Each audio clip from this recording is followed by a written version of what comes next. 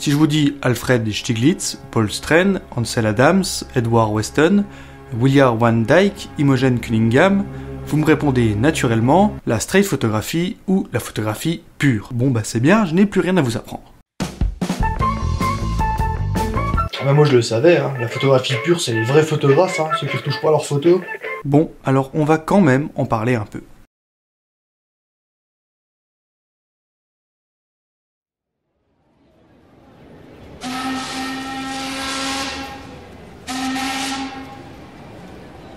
Sur le pont supérieur, un jeune homme avec un chapeau de paille regardait par-dessus le parapet.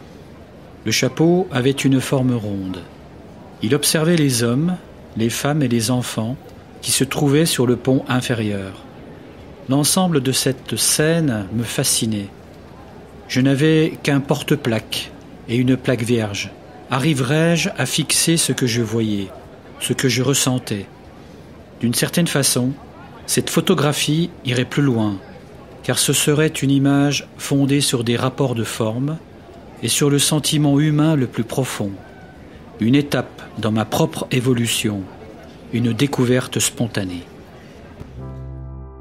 C'est ainsi que Alfred Stieglitz raconte sa photographie The Steerage. Cette découverte spontanée, comme il l'appelle, va l'amener à essayer la photographie différemment, capturer l'instant tel qu'il est, dans sa vérité. C'est là la naissance de la straight photographie et de la photographie moderne.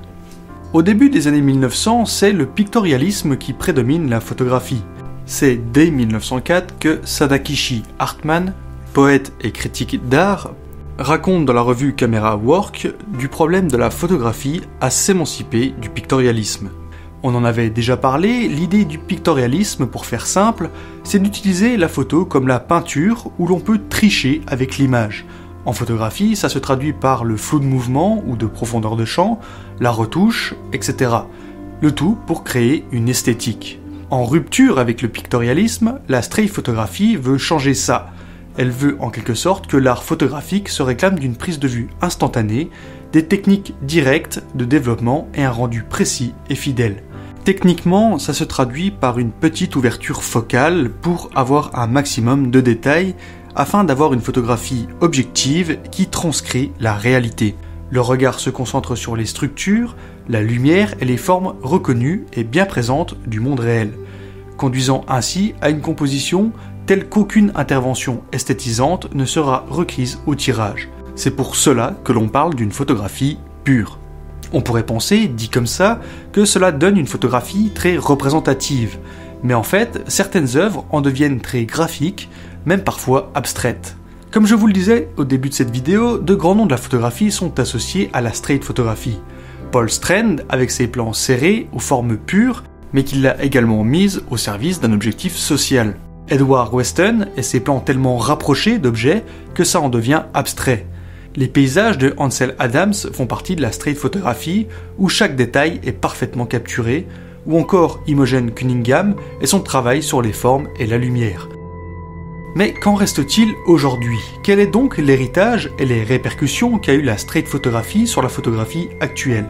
Eh bien, elle a laissé une trace dans la photographie de reportage et documentaire, où la notion de vérité de l'instant prédomine, mais également la recherche d'un maximum de détails, le tout dans une composition agréable à l'œil. On retrouve également son influence dans la photographie de paysage et architecturale, là où l'on cherche à photographier un maximum de détails. Mais là où elle a laissé une marque des plus importantes, c'est dans la publicité, où la photographie est utilisée pour décrire un produit de façon nette et subtile. Aujourd'hui encore, selon certains, il existe une lutte entre une forme de pictorialisme, où tout est permis pour faire une belle image, et la photographie pure qui doit représenter la réalité au plus près. Mais dans le fond, photographier, est-ce forcément montrer la réalité ?